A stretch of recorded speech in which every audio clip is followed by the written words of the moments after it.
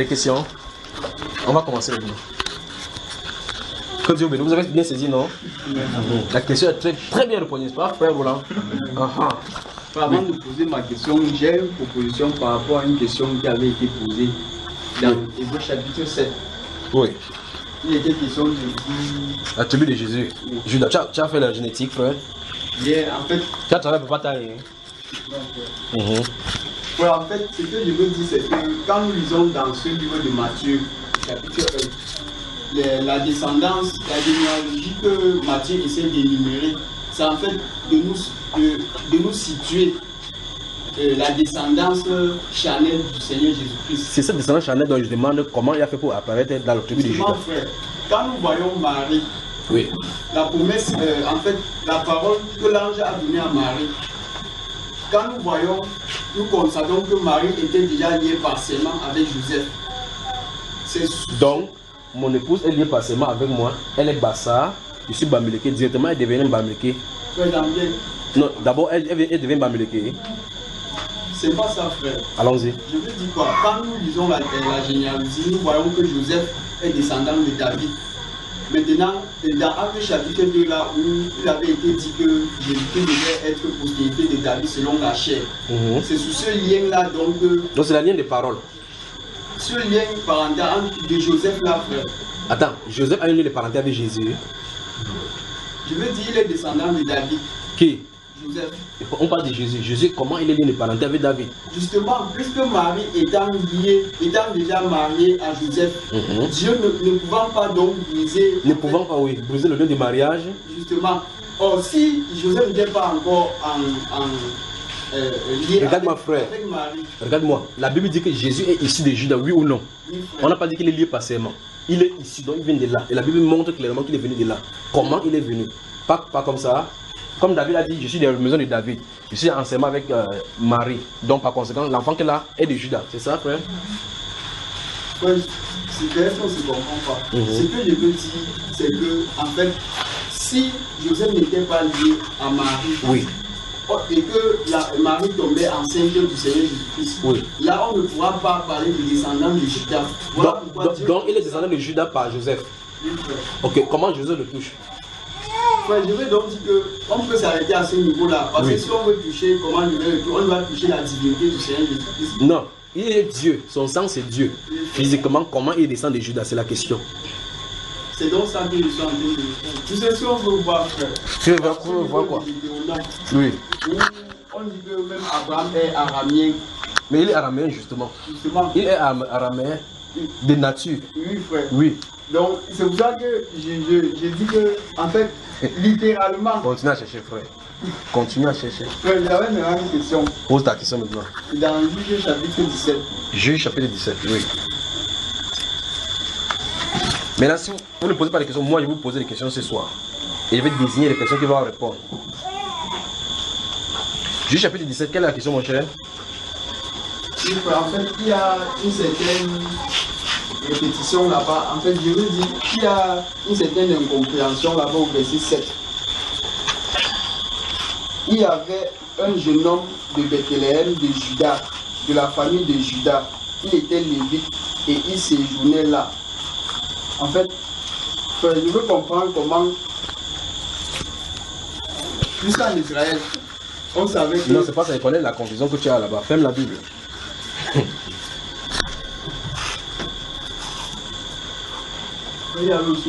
J'arrive, il n'y a pas de demandé. Le premier, je suis Camerounais.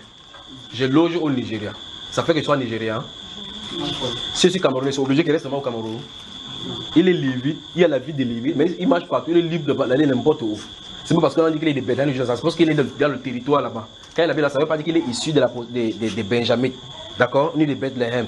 Bethléem, c'est un territoire où, dans lequel se trouvent aussi et les Lévites et tous les compartiments des frères qui sont là-bas.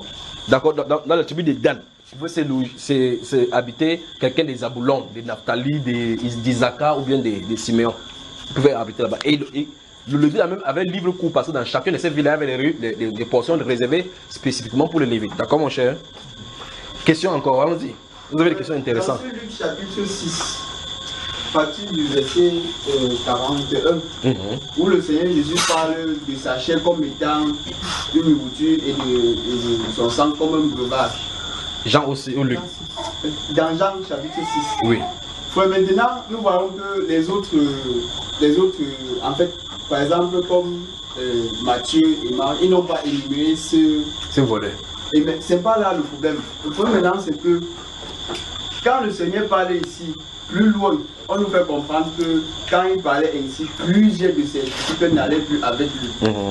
Et dans ce Luc chapitre 10 maintenant, nous voyons comment il a envoyé, après avoir envoyé les 70, la Bible nous fait comprendre qu'il les a dit, quand il se réjouissait au fait que les démons les ont été soumis, le Seigneur a plutôt fait comprendre que non, ils doivent se réjouir de ce que les noms sont. Bon, ici là maintenant, nous voyons comment plusieurs de ses disciples n'allaient plus avec lui. Oui. Au point où ça ne restait que les 12. Et il a dit aux 12, et vous aussi, vous ne partez pas. En fait, c'est là où Pierre prend la parole. Bon, la question c'est ceci. Si, bon, j'ai fait une parenthèse disant que je mets la parenthèse que j'admets que les 70 étaient parmi ceux-là qui n'allaient plus avec le Seigneur Jésus-Christ. Oui. À ce niveau-ci. Pour moi, c'est au niveau du nom qui sont écrits. Justement. Pose la question rapidement, il attend depuis. La question c'est ceci. Si ceux-ci donc, ayant renié, puisque quand nous voyons qu'ils n'allaient plus avec lui, ça veut dire. Pose la question. La question c'est ceci. Si, ça veut donc dire que les noms ont été donc effacés du livre. Exode chapitre 33, 32, allons-y là-bas. Il faut poser la question. Il là me tourne, il m'amène à Bassa, il m'amène à Ndom, il m'amène ici. On lui dit que pourquoi ils seront, quel est le cas? En prenant effectivement le parallèle entre le livre de Luc chapitre 10, verset 1, puis les versets 17 à 19, et le livre de Luc, Jean chapitre 6, il dit Luc chapitre 10, verset 1, 2, 3, puis les versets 17, 18 et 19, comme il a cité, et Jean chapitre 6, verset 40 à 65. On va passer cela maintenant. Mais le problème se situe dans la question que je vais vous poser maintenant dans les autres. Je crois qu'on a travaillé ici, quand j'ai parlé de ton nom est-il écrit dans le livre de vie, c'est ici. J'ai parlé de ça ici, n'est-ce pas? Ok, donc. Après avoir posé cette question, je vais répondre ça bizarrement. Donc écoutez bien cet enseignement. Maintenant, écoutez. Exode chapitre 32. Lisons les versets 32 et 33. Permettez-moi de trouver là. Exode. Il y a une soeur ici qui les pensait le travail d'expliquer, mais le gars a dit que la parole, il fait comment pour me montrer comme ça là? Comme si c'était moi. Exode chapitre 32, allons-y ici mes frères. Ok, vous connaissez l'épisode de Exode 32, n'est-ce pas? Vous connaissez ce qui s'est passé dans Exode chapitre 32 à la sortie des Juifs? Quand Moïse est allé sur la montagne, il a laissé les Juifs en bas. N'est-ce pas? Ok, maintenant, je vais laisser, vous connaissez, si vous avez connu ce qui s'est passé au verset 1, verset 2 et suivant. Allons au verset 32, attaquons là-bas, verset 32, regardez. Pardonne maintenant leur péché, sinon... Moi de ton livre déjà écrit. À haute voix. Pardonne maintenant leur péché, sinon... Pardonne maintenant leur péché, sinon...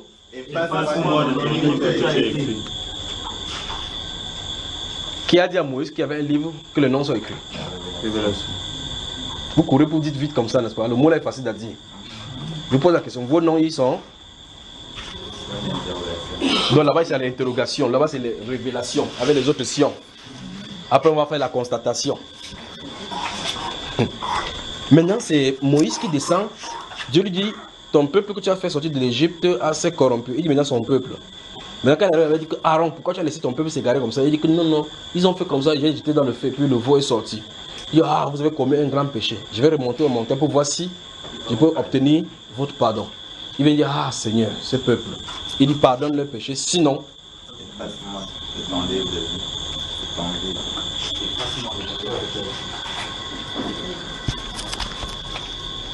Maintenant, je veux que vous soyez honnête. Je veux votre attention. Est-ce que vous pouvez aimer quelqu'un au point aussi Dieu dit, moi, il y a une place qui reste au paradis. Comme tu l'aimes tellement, qui vient au paradis, toi tu vas en enfer. Vous accepterez? Quand vous bougez seulement la tête, vous accepterez oui ou non? Non. Donc même moi, vous ne pouvez pas compter sur vous. Hein frère? Donc je ne peux pas compter sur vous dans ce plan-là. L'autre là, non, on ne peut pas tailler. Hein, on ne peut pas tailler. Là, je vous pose encore la question autrement. Si vous êtes vous et votre femme, ou bien votre femme et vos mari et femme, il y a une seule place au paradis. Dieu dit, une seule place doit entrer maintenant. Hein? Tu pas RS? Le fait que je n'ai pas RS en faisant comme ça. Mais vous l'aimez comment alors? N'est-ce pas, Jésus a dit qu'il n'y a pas de plus grand amour que de donner sa vie pour ses ennemis. Vous prouvez votre amour alors comment? On ne négocie pas pour les Donc si c'est une seule place, votre femme vous dit que maman c'était bon sur la terre, mais là-bas c'est notre père des manches. Hein? Vous allez au paradis, vous vous reposez, votre femme va souffrir. C'est ce que Moïse a dû faire. Moïse a dû mettre sa vie spirituelle à la place pour que Israël soit épargné. Il dit pardonne-le, sinon, si tu ne pardonnes pas, efface mon nom. L'effacement du nom dans le livre signifie quoi, frère? Hein? Donc Moïse veut dire, si tu ne les effaces pas, envoie-moi en enfer. Et vous vous dites que même pour votre femme, vous ne voulez pas. Ça, en réalité, ce peuple-ci, c'est ennemi de Moïse, nous sommes d'accord. Si ce n'était pas l'onction qui était sur lui, c'est qu'on devait le lapider là-bas dans le désert, l'enterrer, rentrer en Égypte, n'est-ce pas? Et plusieurs fois, il dit que, qu'est-ce qui tu nous emballes, on tourne, on ne va pas là où Canaan se trouve. Plusieurs fois, on l'a confronté, on l'a challengé. Et Dieu lui propose en aparté que laisse-moi, il les tue. Il te fait une grande nation, il dit jamais. Ça, c'est dans le secret, ça se passe. Quand il fait cette intercession avec Dieu, le peuple n'est pas là. Quand il fait ces choses, cette confrontation avec Dieu, le peuple n'est même pas au courant de ce qui se tramé en haut là-bas. Vous voyez cela? Si c'est vous, on demande maintenant que Dieu te révèle comme ça, que ta grand-mère, ton arrière-grand-père, ce sont eux qui sont bloqués, tu as souffert comme ça là. J'ai fait quoi d'eux? Avant qu'ils ne finissent par faire pas d'eux. Vous allez dire comment dire au Cameroun que tu poses la réponse. C'est pas ça mes frères. Que tu poses la réponse. D'autres, il va dire Dieu, attends d'abord, attends. Tu veux dire que toutes les souffrances qui sont faites sur la terre-ci, c'est les trois-ci. Et non. Vous avez dit à Dieu que fais ça dur. Fais-le ça dur pour qu'ils comprennent ce qu'ils m'ont fait, n'est-ce pas frère? Moïse a dû demander à ce que s'il est possible qu'il aille en enfer, que le peuple soit épargné. C'est ce qui est écrit là, n'est-ce pas frère? Lui, il avait la révélation que Dieu ne peut pas l'envoyer en enfer. Votre révélation de pouvoir là, c'est quoi? Hein? Il connaissait la pensée de Dieu. Et vous? Comment frère? Vous ne connaissez pas? Vous ne connaissez pas si votre nom est oui ou non dans la... Ou bien vous allez chanter un jour écrit mon nom.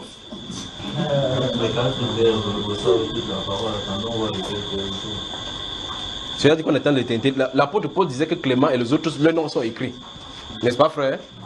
Comment il savait?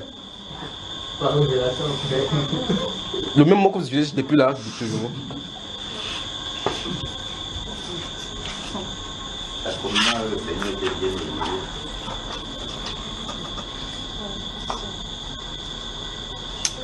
Avant qu'on ne quitte la terre, je vais vous dire des choses. Il vous le dit. Avant qu'on ne quitte ici, je vais vous dire des choses. Et même, je vais vous dire des choses, vous allez me regarder sans comprendre, mais plus tard peut-être comprendrez-vous. Moïse a dû demander à ce que si Dieu ne pardonne pas au peuple juif, il l'envoie en enfer. Qu'est-ce que Dieu lui répond? Dieu lui répond au verset 33. Il dit que toi, tu n'as pas de problème avec... C'est celui qui a péché contre moi. C'est son nom qui sera... Voilà. Je crois que ces enfants qui sont à la cuisine, veuillez les surveiller pour qu'ils ne se fassent pas mal. Ils peuvent toucher quelque chose ou bien toucher le couteau là. Veillez sur les enfants qui sont en cuisine. Alors regardez très attentivement. Très attentivement. Combien de personnes ont péché dans l'épisode de Exode 32? Ok. Je veux que vous me saisissiez maintenant bien, s'il vous plaît, très attentivement. Le Seigneur permet lui-même des situations pour donner des révélations par rapport à ce qui se passe en haut. S'il n'y avait pas le péché des Juifs, vous ne pouvez pas savoir quelque part qu'il y a un livre qui est écrit. N'est-ce pas? À cause de cette parole-ci et à cause de ce que Moïse a dit, Moïse pouvait tout simplement dire, oh Seigneur, pardon à ce peuple-ci. Mais il dit, sinon, efface mon nom dans le livre que tu as écrit. Donc Moïse savait que Dieu a écrit son nom, pas que Dieu va écrire son nom. N'est-ce pas frère? Alors Dieu permet des choses, que certaines choses arrivent pour révéler certains aspects pour que sur la terre on saisisse ses plans, ses directions, ce qu'il veut faire, ainsi de suite. D'accord? Alors, écoutez très attentivement. Ne manquez pas, s'il vous plaît. Quand les Juifs pêchent, Dieu donne la révélation de la condition de nettoyage du nom de liste. L'épisode d'Exode 32 est fait pour enseigner aux gens comment on fait pour effacer le nom dans les listes.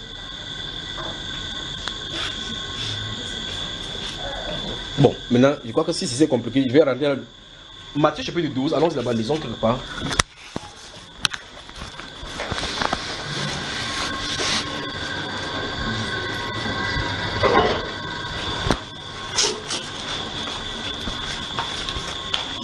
J'ai dit quel livre déjà? Ok. Matthieu chapitre 12.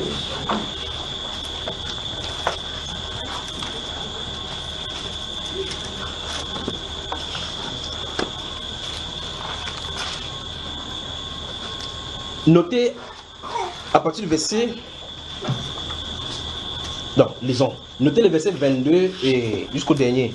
Donc verset 22 à 35, mais je vais lire quelques versets seulement là-bas. Donc j'ai dit Matthieu chapitre 12, à partir du verset 22 jusqu'au verset 37. Maintenant regardez. Je veux que vous compreniez. J'ai d'abord dit que le Seigneur permet que certaines choses arrivent pour dévoiler ses plans. C'est lorsque les Philistins prennent l'âge de l'alliance, vont chez eux. On ne cherche pas Dieu selon la parole. On peut porter l'âge n'importe comment. Usa meurt, que les gens commencent à comprendre que le fait que Dieu avait dit au Lévi de porter sur les épaules, c'est important pour lui. Donc s'il dit quelque chose, il faut faire comme ça. Ça amène la correction. Pour que la prochaine fois, quand tu vas faire quelque chose, on le cherche d'après sa parole. L'aspect de David, on se rend compte que, l'Éternel est bon. Quand on l'a frappé, Usa, boum. Qu'est-ce que David a dit? C'est facilement. Il dit, mais. Donc Dieu avait ce genre d'aspect-ci. Il veut montrer le caractère qui est. L'apôtre Paul, donc, comprenant toutes ces choses, il dit qu'il considère donc la bonté et la sévérité de Dieu. On doit avoir ces aspects. Non, Dieu est bon, Dieu est bon. Tu vois seulement Dieu. Si Dieu t'a seulement pas fait passer dans les persécutions, quand quelqu'un dit Dieu est bon, tu vas seulement le regarder comme un marabout. Que Dieu, celui-ci, il croit qu'il sait un autre Dieu. Vous sauvez le même Dieu, mais chacun dans ses différents aspects. D'accord, frère? Donc, vous pouvez voir quelque chose, vous dites, oh, Dieu me bénit, tu restes comme tu dis, voilà. Tu dis, qu'est-ce qui arrive à cette personne? C'est que non, Dieu est bon, Dieu est bon.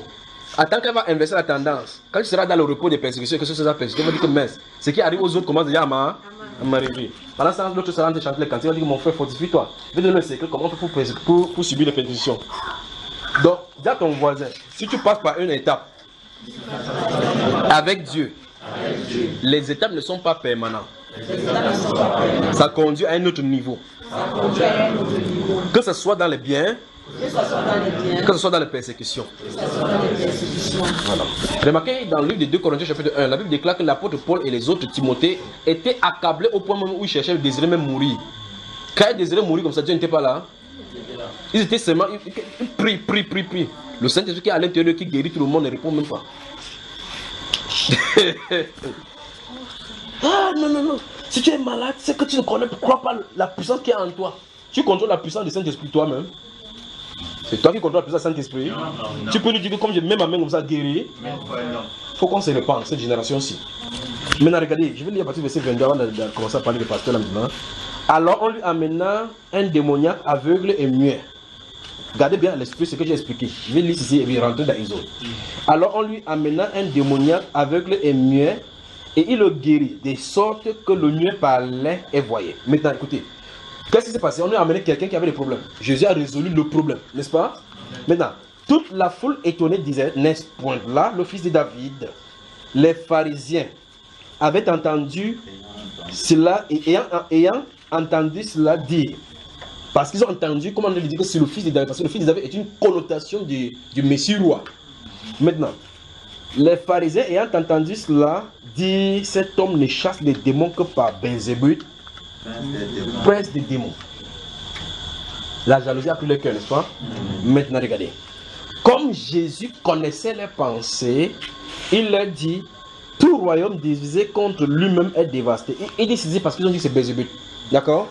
Et toute ville ou maison divisée contre elle-même ne peut subsister. Maintenant, Si Satan chasse Satan, il est divisé contre lui-même. Comment donc son royaume subsistera-t-il? Donc Satan a un royaume, n'est-ce pas? Donc Satan a un royaume. Maintenant, et si moi, je chasse les démons par Belzébuth, il veut dire comme vous dites, n'est-ce pas? Vos fils dans ce cas, par qui les chassent-ils? Entourez vos fils.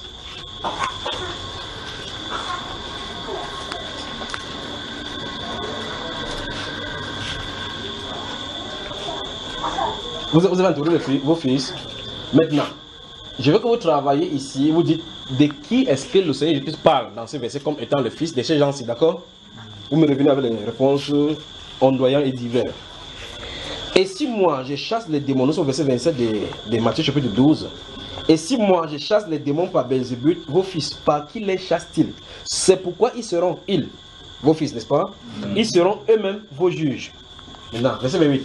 Mais si c'est par l'Esprit de Dieu que je chasse les démons, dans un passage on dit que c'est par le doigt de Dieu, n'est-ce pas? Maintenant, si c'est par l'Esprit de Dieu que je chasse les démons, le royaume de Dieu, ceci veut dire donc, si je chasse les démons et que c'est l'Esprit de Dieu qui a d'agir, alors ceci veut dire donc que le royaume de Dieu est donc venu vers vous. Ou comment quelqu'un peut-il entrer dans la maison d'un homme fort et piller ses biens sans avoir auparavant lié cet homme fort? Alors seulement il pillera sa maison. Celui qui n'est pas avec moi est contre moi, et celui qui n'assemble pas avec moi disperse. Maintenant, écoutez attentivement cette déclaration solennelle et fracassante créée par les pharisiens. C'est pourquoi c'est une conclusion évidente de tout ce qu'il a dit en haut, n'est-ce pas? C'est pourquoi je vous dis, tout péché et tout blasphème sera pardonné aux hommes, mais le blasphème contre le Saint-Esprit ne sera point pardonné. Quiconque parlera contre le Fils de l'homme, il lui sera pardonné. Mais quiconque parlera contre le Saint-Esprit, il ne lui sera pardonné ni dans ce siècle, ni dans le siècle à venir. Je recommence ce qu'il dit. Très souvent, Dieu permet des événements pour manifester, montrer ses caractères, les directives, des choses, et nous donner des enseignements afin de nous faire marcher dans ses voies, n'est-ce pas? Le péché des Juifs nous a permis de comprendre que, 1, il y a le livre, 2, il y a des conditions que si on ne remplit pas, le nom soit effacé, n'est-ce pas?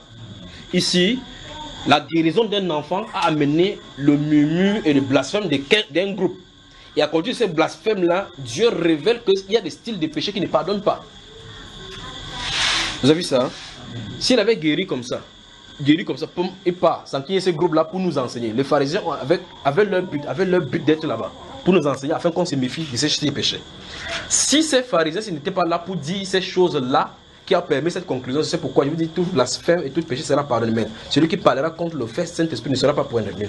S'il n'était pas là, c'est que tu vas grandir. Blasphémer contre le Saint-Esprit, dis Alléluia à Dieu. Allez à la fin, Dieu dit il ne te connaît pas. Mais Dieu merci, à partir d'ici, on peut maintenant savoir exactement ce qu'est le blasphème contre le Saint-Esprit. Il s'agit de quelqu'un de faire quelque chose sous l'inspiration du Saint-Esprit. Vous dites que c'est le démon. Vous venez blasphémer contre le Saint-Esprit. À cet instant-là, votre place est réservée en enfer. Je veux que tourne-toi avec quelqu'un, tu regardes très attentivement. Tu dis quand tu ne connais pas, ferme ton tuyau d'échappement. Si quelqu'un veut te pousser au péché, bloque ton tuyau. Laisse son tuyau vrombir. Donc n'entrez pas dans le péché, d'accord? En tout cas, de toute façon, ces enfants ne peuvent pas blasphémer contre lui. Alors, lorsque vous ne connaissez pas ces choses-ci, ne le faites pas. Il y a des gens, oh Seigneur, mais de toute façon, il y aura les blasphémateurs. Ils vont blasphémer, aller en enfer de toutes les façons. Alors, le fait que les pharisiens ont fait ces choses, ça a permis que Jésus définit la direction, lui donne la pensée de Dieu, il nous donne la pensée de Dieu, que faire attention dans ces domaines. Maintenant, rentrons chez les Juifs par rapport à ce que vous avez posé comme question. Alors, dans Luc chapitre 10, on voit que le Seigneur Jésus choisit 70 autres disciples, il les envoyait devant lui 2 à 2. Verset 17, il rentre et dit, oh Seigneur, même les démons sont soumis en ton nom. Il dit, non, ne vous réjouissez pas à cause de l'onction que vous avez fait pour chasser les démons.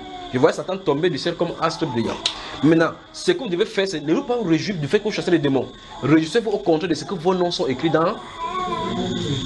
Savez-vous que Judas était parmi, frère? Savez-vous que Judas Iscariote était parmi? Voilà, donc son nom était écrit, n'est-ce pas? Voilà. Maintenant, Exode chapitre 32 nous dit comment. Les noms sont effacés.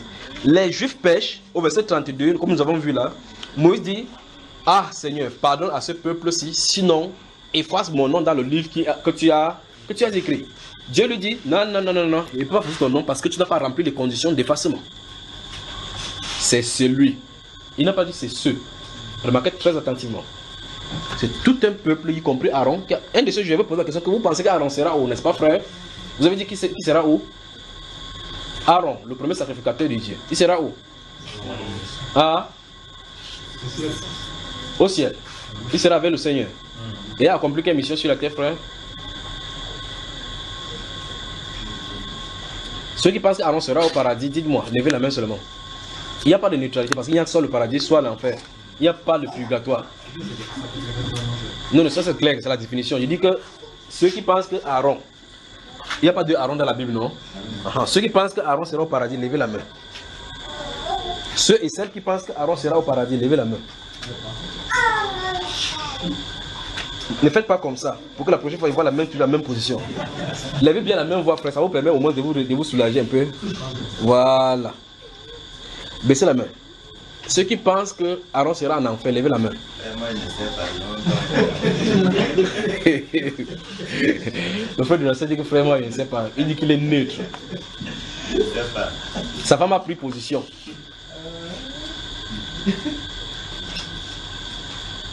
Ses pères là où il était réuni, là, c'était où? Pardon. Ses pères où il est monté, il s'est réuni, il a été réuni là, c'est où? On dit qu'il est mort, il était réuni à ses pères, non? Ses pères, c'est qui? Bon, prenez l'expression, notez l'expression réunie à ses pères. Et puis vous allez chercher, comme vous avez mis vos fils ici dans ce livre de Luc, Matthieu chapitre 12. Prenez l'expression, David se coucha avec ses pères, réuni à ses pères, coucha avec ses pères. Et vous allez me dire la prochaine fois de quoi est-ce qu'il est question et où sont ses pères là. D'accord, frère? Bon, dans Exode chapitre 32, donc, verset 32 et 33, le verset 33 nous dit, le Seigneur a dit, c'est celui. Remarquez bien que c'est au singulier que le Seigneur parle là, non? C'est celui qui a péché contre moi. C'est celui donc que je vais effacer le nom, n'est-ce pas, frère? Tout le monde, levez-vous, tenez-vous sur vos deux pieds. Tout le monde.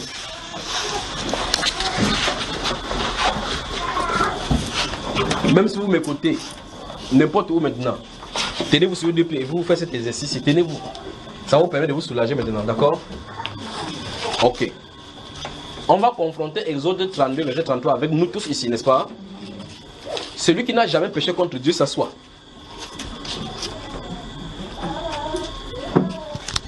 Celui qui cède ici, qui n'a jamais péché, si vous m'écoutez même en différé, celui qui n'a jamais péché, comme vous êtes debout là, celui qui n'a jamais péché contre Dieu, asseyez-vous.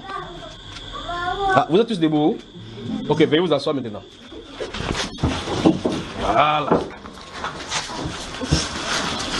Ouvrons encore Exode chapitre 32.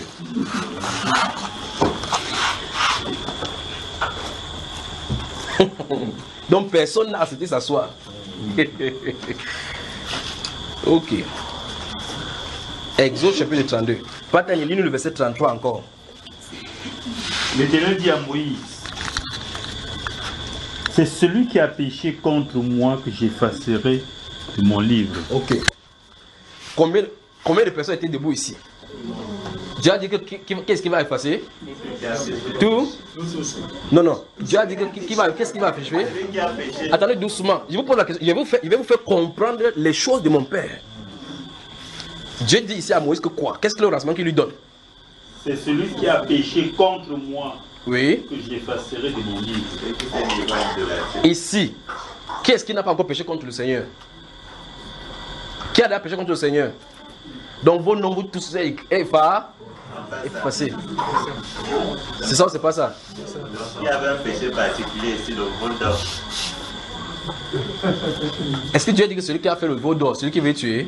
C'est ça qu'il s'agit ici. Aaron a-t-il fait le veau d'or? C'était le concepteur, non?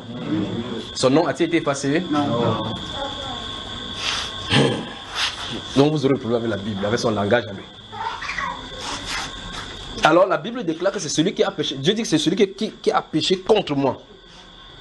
Donc il y a un péché contre Dieu. Le péché contre Dieu.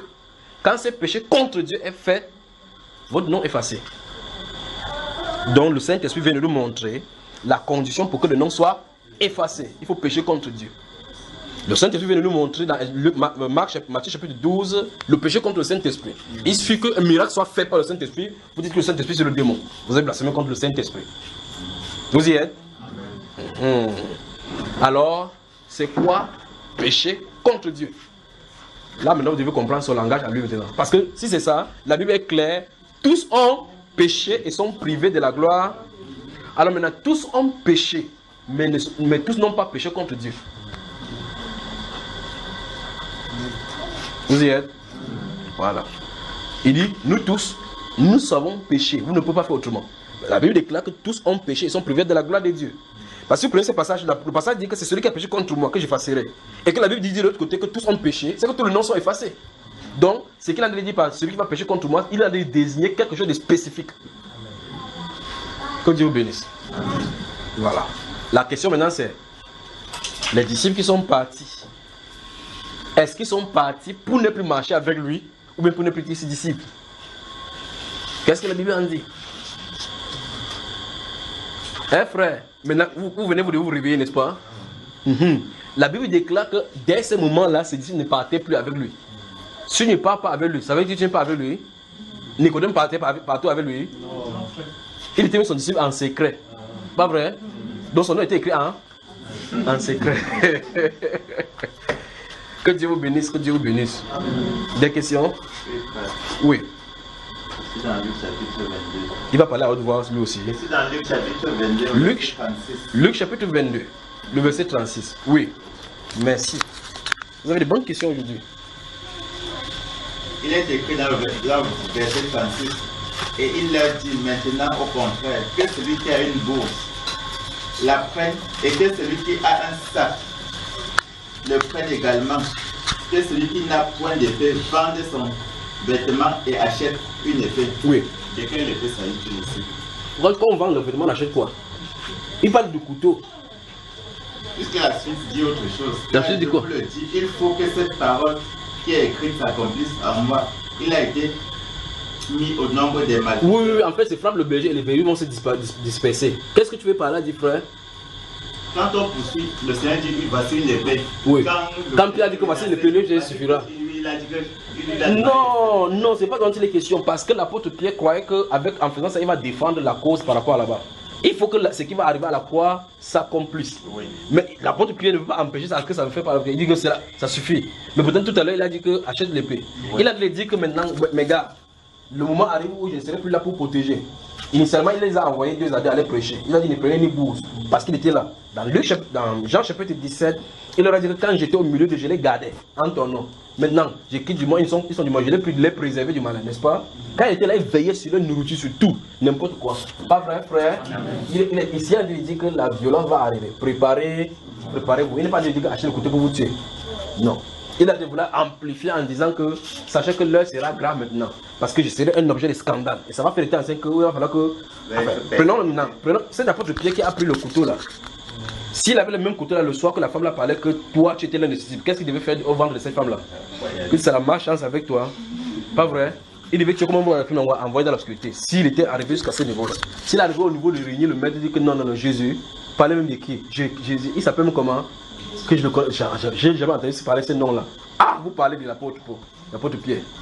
Donc il a dit seulement, il a d'amplifier pour dire que l'heure sera grave, que chacun doit se préparer. C'est vos ceintures. Dans notre langage, il a dit depuis le temps de Jean-Baptiste jusqu'à maintenant, le royaume de Dieu est forcé et chacun a eu des violences pour s'en emparer. Des questions? Dans Genèse 24, on doit prendre Rebecca pour femmes. Oui. Il y a le verset 47. Oui. Je l'ai interrogé et j'ai dit, de qui es-tu fille?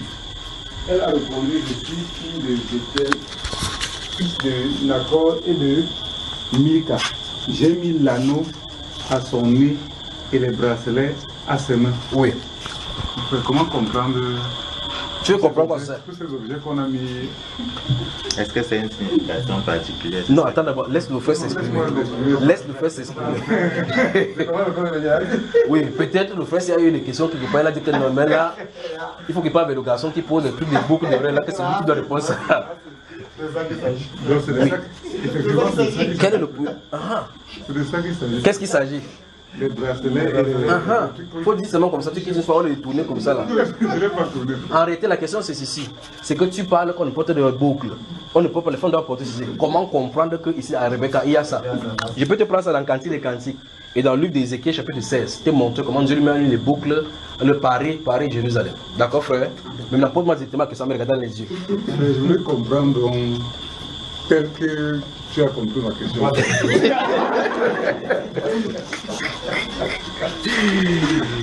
Bon. Qui a mis les boucles? C'est l'envoyé de Il est de quelle nationalité?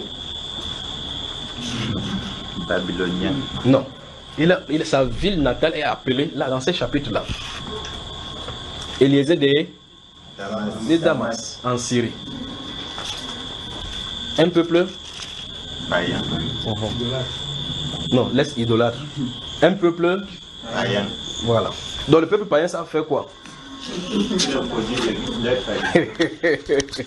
Vous savez, j'aime la parole. Il y a quelqu'un qui est venu me voir. Vous savez, quand chacun veut faire sa part, voilà, nous commençons à toucher, donc, merci Père. Nous touchons donc petit à petit dans ce que je vous avais dit. Je vous avais dit que je vais vous montrer les pieds d'achoppement de la Bible. Il y a même l'enseignement sur le net, certainement pour te contredire à propos. Après, Oui. il y en a plusieurs. Oui, oui.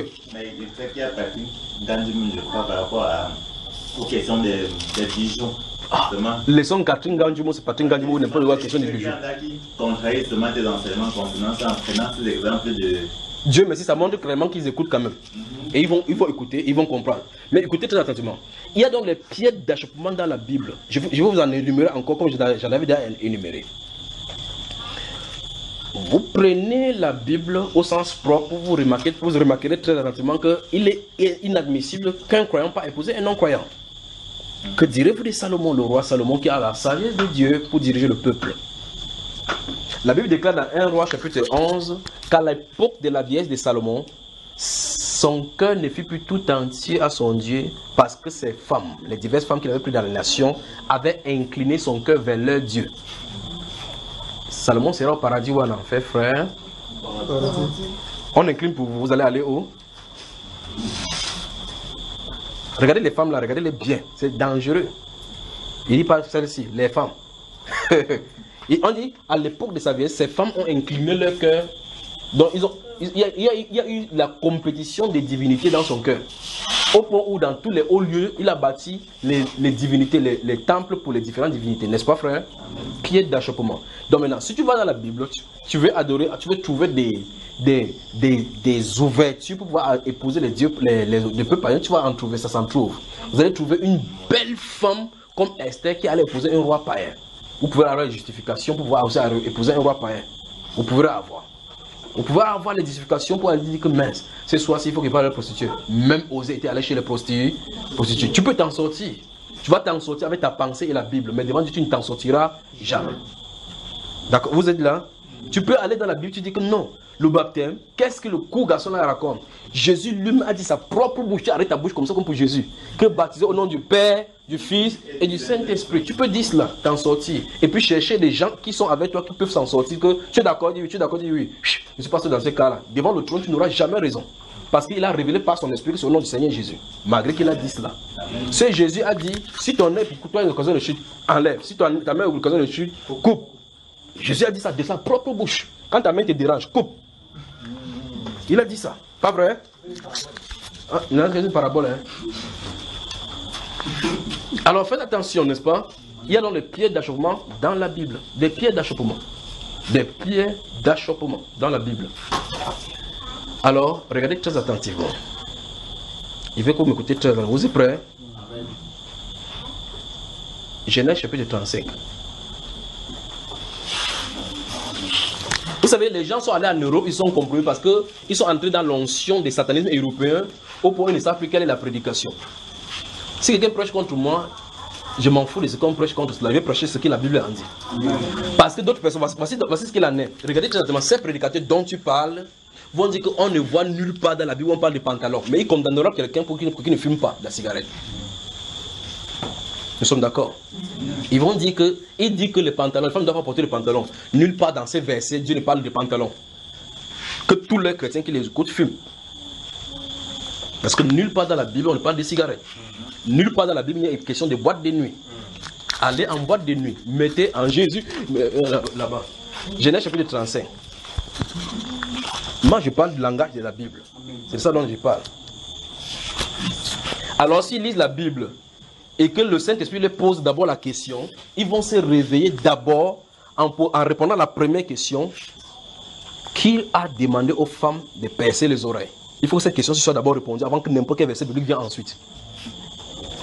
Cette question doit d'abord être répondue avant qu'aucun verset biblique ne vienne. C'est-à-dire que avant d'ouvrir cette Bible-là pour dire les boucles d'oreilles et les pendants d'or de ceci, qui t'a demandé d'abord de percer les oreilles. Quand la question est répondue, maintenant on ouvre la Bible pour voir donc maintenant où est-ce qu'on en est. C'est toi qui as percé ton nez pour respirer. Tu vas dire, d'accord frère? Voilà. Donc, il y a des prédicateurs par envie, des prédicateurs par lecture, tu lis par, si tu écoutes par là, tu dis, ils ne sont pas comme ça. Je dois dire ça droitement, de cette façon-ci. N'en plaise. Donc, si vous êtes allé en Europe, si vos frères sont allés en Europe, se compromettent parce qu'il fait froid là-bas, il porte le pantalon, on va faire comment? Le froid n'a pas commencé là-bas. Ça n'a pas commencé avec eux. La Bible, si, la parole qui est dedans a créé le froid. Genèse chapitre 35.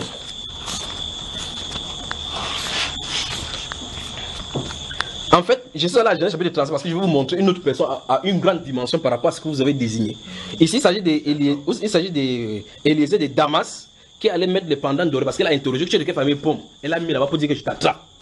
Maintenant, je vais aller quelque part plus grand, à une personnalité plus élevée que lui. Vous regardez. Vous êtes avec moi?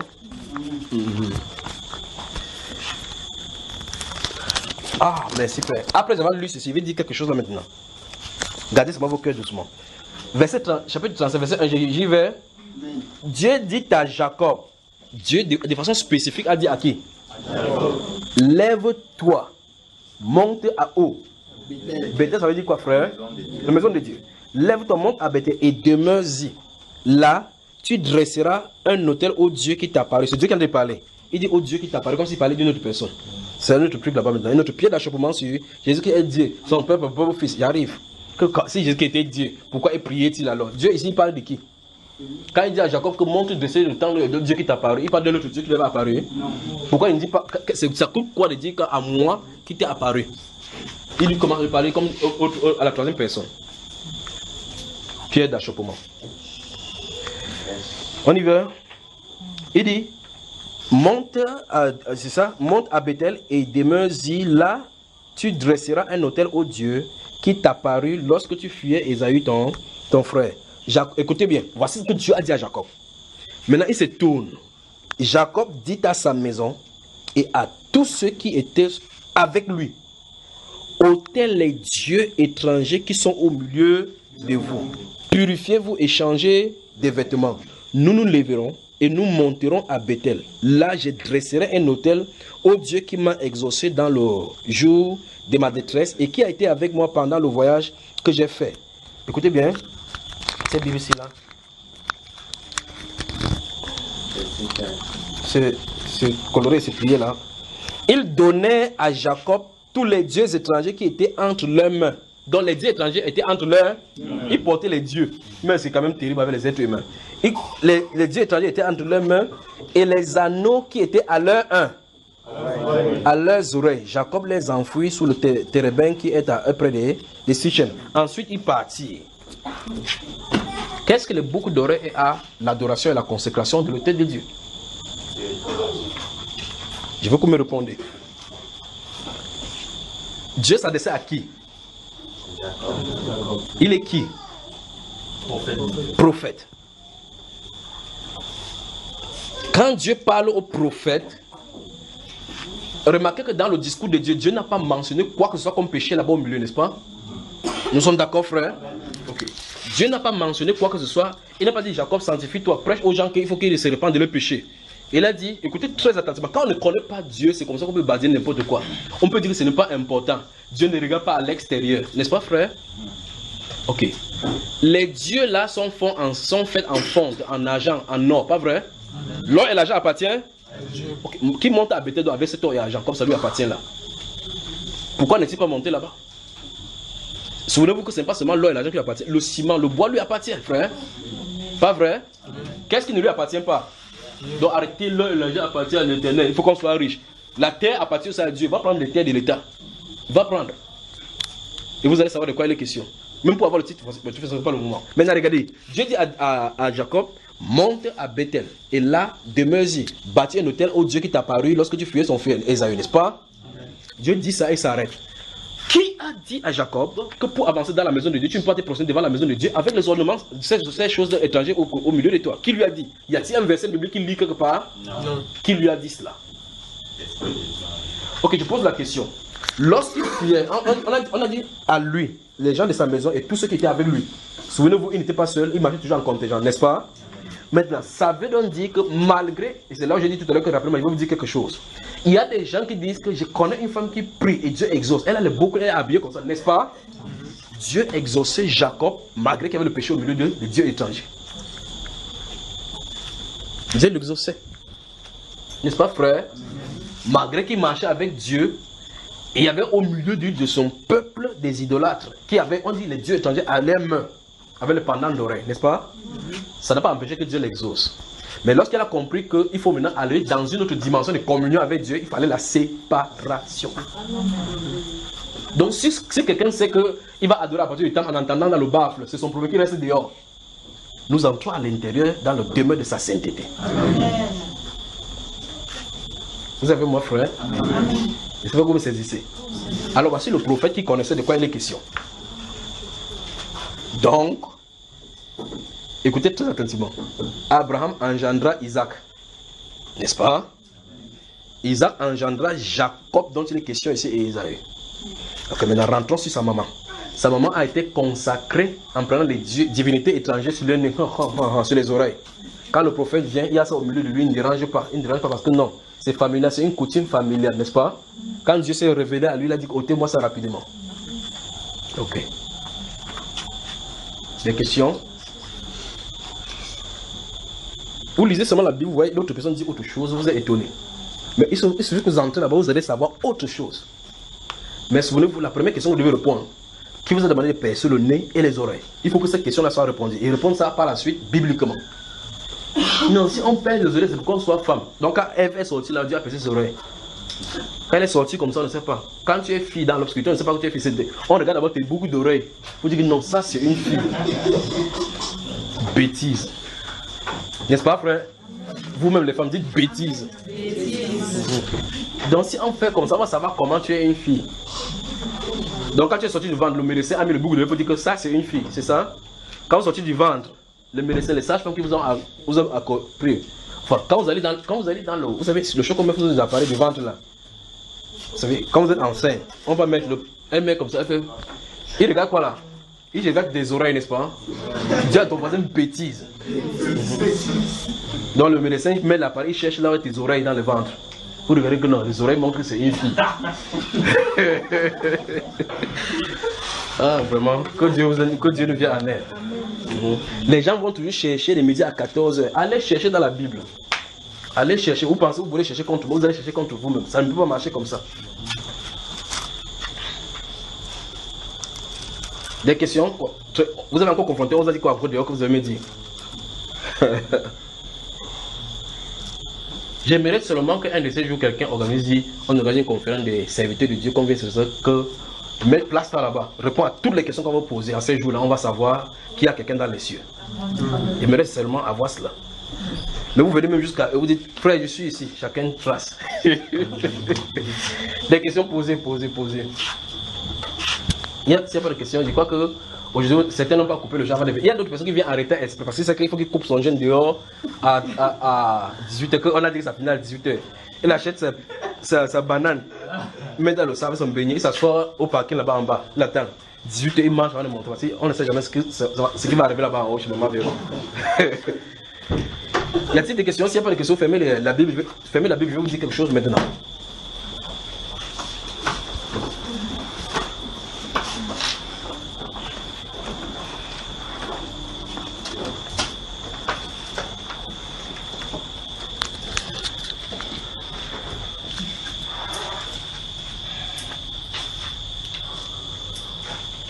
Même Jérusalem est parée d'or, n'est-ce pas, frère?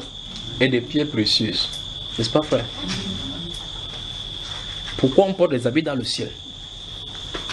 Alors qu'on n'aura pas les désirs charnels là-bas. Je veux que vous me répondiez.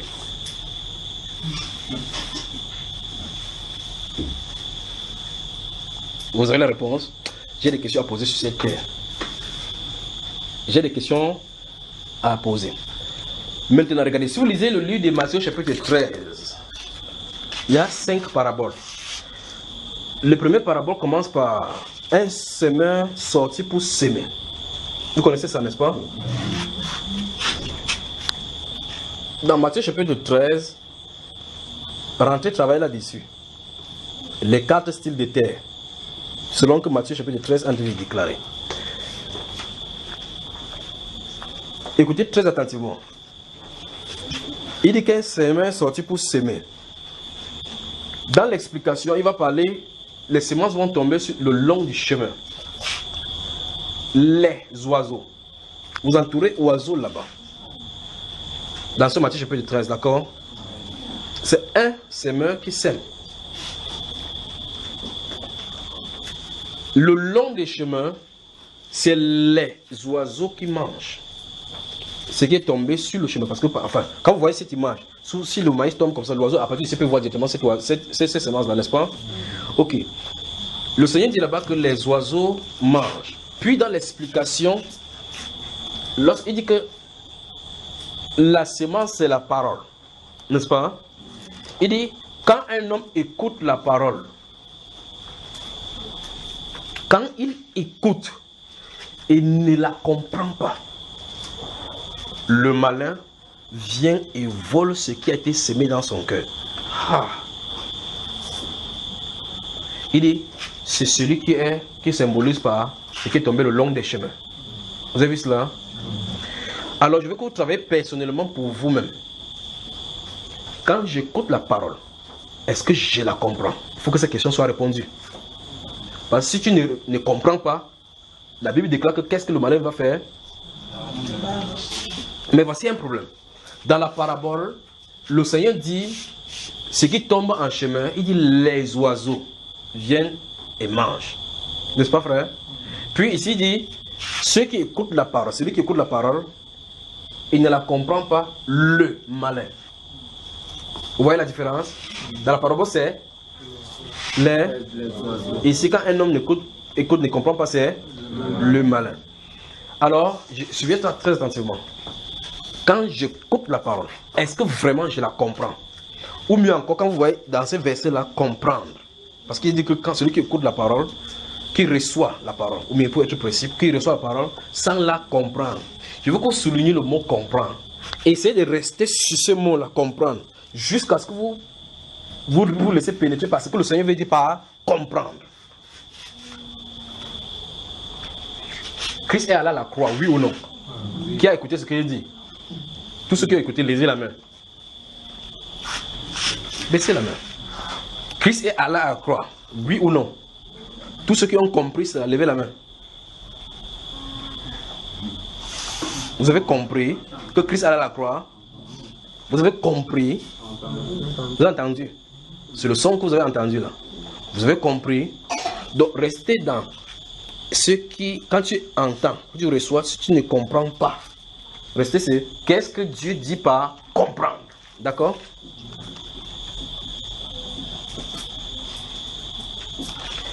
Et vous voyez donc la conséquence immédiate de ce que si tu ne comprends pas, le malin vient voler. N'est-ce pas, frère? Puis, à l'avant-dernière, c'est la troisième, il va dire qu'il y a certaines personnes donc, qui reçoivent au niveau de la pierre. Et que la pierre va étouffer la parole. Puis il explique que ce sont ceux qui reçoivent la parole au milieu de beaucoup de tribulations. Ils ne portent pas de fruits, ils reçoivent pour un temps. Mais ils trouvent une occasion de chute lorsque la parole qu'ils ont écoutée trouve une occasion de tribulation. Donc il y a un test, paf, ils chutent. Vous y avez moi, frère. D'autres écoutent la parole, la reçoivent, mais ça ne porte pas de fruits. Ils laissent étouffer cette parole-là à l'intérieur par des soucis et des séductions de ces siècles-ci. D'accord? Vous allez répondre à la question, quand j'écoute la parole, quels sont les soucis du siècle qui sont dans mon cœur? Quels sont les soucis qui laissent demeurer dans mon cœur, qui m'empêchent de grandir dans la parole, dans la voie de Dieu? Vous devez répondre à ces questions. Bonne soirée. Que Dieu, notre Père, vous bénisse. Abondamment, abondamment, abondamment, abondamment.